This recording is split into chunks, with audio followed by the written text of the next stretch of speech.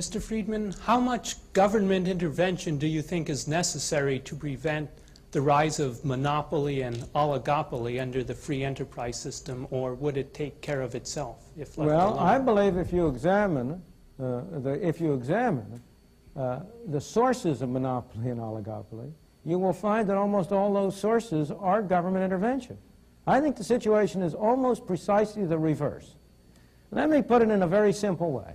Suppose I were to ask this audience my favorite question along these lines. You have one law you can pass. Its only purpose is to reduce the extent of monopoly. That's its only purpose. You have one law. What law would be most effective in achieving that end? What law would you pass?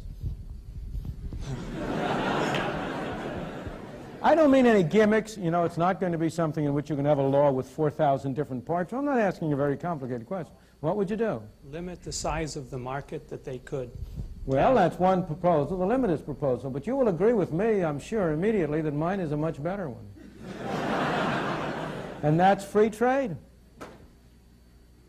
Eliminate all tariffs and all restrictions on foreign trade, and you enable the world to come in as competition to prevent domestic monopoly. Wouldn't that do a great deal more good in preventing monopoly than would a limit on the size of enterprises, with much less restriction in human freedom? Now, if you ask yourself, where do monopolies come from? In the United States, the most important and the strongest monopolies are unquestionably those that derive from governmental privilege. The monopoly of a TV license, granted by the government at a zero price. That's a source of monopoly privilege. It also has been a source of wealth for some notable Americans. The grant of a tariff protection. Would the steel industry in the United States have any kind of monopoly or oligopoly position if it weren't able to get government to impose restrictions on imports of foreign items and so on? Trade union monopolies. They get their strength and their support from Davis-Bacon Act, Walsh-Healy Act, other governmental measures that interfere with competition by others. It's very hard. In fact, I have tried to consider, and George Stigler is a greater authority on this than I, so maybe we ought to get him in to add to this, what private monopolies there are that have been able to maintain themselves over any long period of time without government assistance. And I have myself only been able to construct two. One is an international one, the De Beers Diamond monopoly.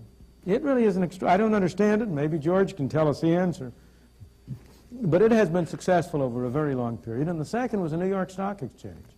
Not more recently, because since 1934 it's had the help of the SEC. But before 1934, from about the Civil War to 1934, so far as I know, it had no government support, and yet it did maintain an effective monopoly. But almost every other case, you have temporary monopolies develop, and if the government doesn't come in to shore them up, they fall to pieces. The railroads became a monopoly only because they were able to get the Interstate Commerce Commission established. Trucking is a monopoly because the ICC keeps out competitors. And you can go down the line and find that one hypothetical monopoly case after another derives from governmental assistance and support. So I think the answer to your question, and you and I have the same objective here, is less government intervention, not more.